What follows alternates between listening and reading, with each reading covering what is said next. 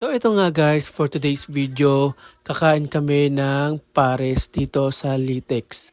So makikita nyo dito guys, andito si Hiwaga. Bali ang in-order nga namin guys is pares tapos sisig. Yung pares is 99 pesos tapos yung sisig naman ay parehas lang naman guys, 99 pesos din. Ganun pa rin nga guys, only rice tapos may free rin siya na soft drinks. Ang swerte nga namin guys kasi si mismong Hiwaga ang nag-serve sa amin. Bali matagal na nga kaming ginakakain ulit dito. Kaya naman nagkaayayaan na dito na lang ulit kami kumain. Sa mga nagtatanong, dito lang po pala ito sa Litex. Kaya naman guys, samahan nyo ulit kami dito na kumain. Thank you, ma'am.